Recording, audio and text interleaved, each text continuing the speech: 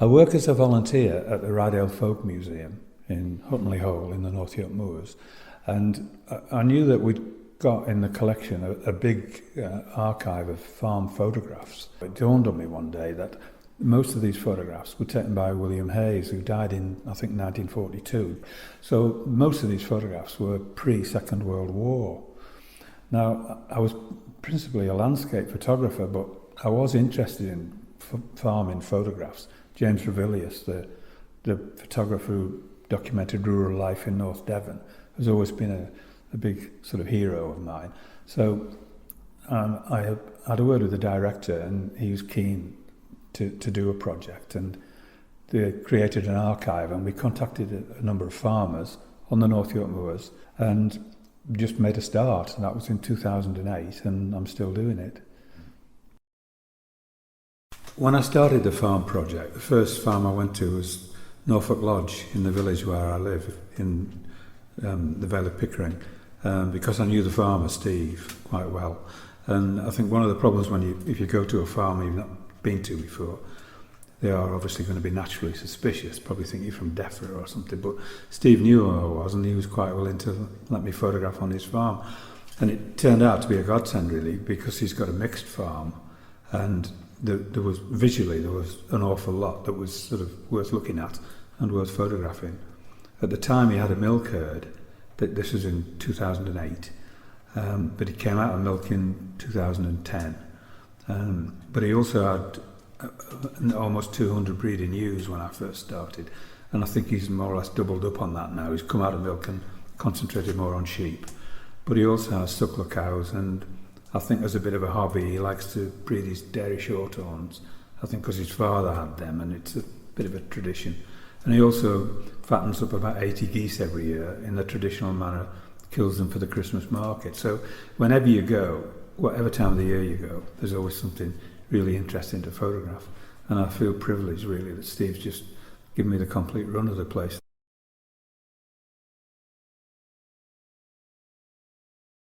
This is a photograph of Ken Hornby, who farms at Toad Hoe in Farndale. And I took this in lambing time, which would be April.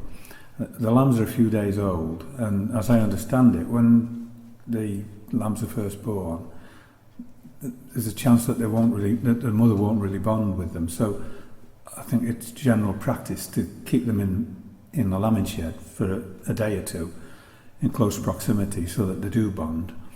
And then the lambs are taken out, and he's carrying the two lambs out to the field here, and the ewe, the mother, is just following along behind. On the first visit that I made to Haygate Farm in Rosedale, Ron Foster and his son David were clipping sheep, and I did manage to get a sequence of photographs. David was doing the clipping.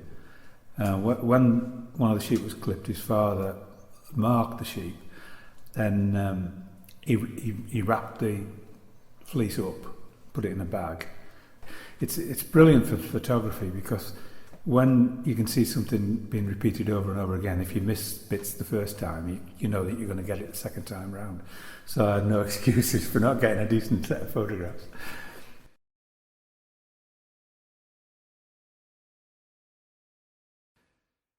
Well, I thought a bit about it beforehand, because I do have a variety of old film cameras, different sizes, and I decided really to stick with 35mm because I thought that would be sort of handy to work with, because obviously you can't use a tripod if you're following somebody around.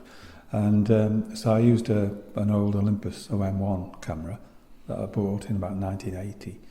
And I found that I was always using the same lens, a 35mm lens, which is just a very slight wide angle.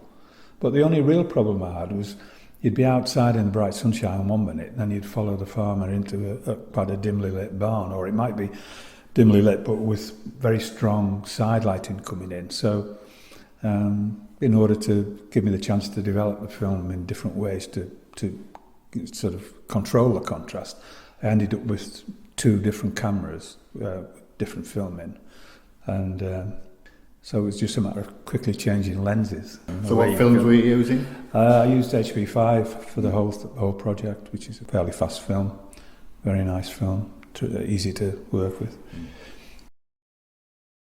Photographing on these farms to build up a collection to go into the museum involved quite a lot of planning, really, because once you've got the photographs and printed them, you really feel on bound to go back to the farm and just check that the farmer's comfortable with what you've got and comfortable with it going into a museum archive. And then if there's something going on in the photograph that needs some written explanation, or would need it in 50 years' time, then you've got to make notes from the farmer about what was happening and so on.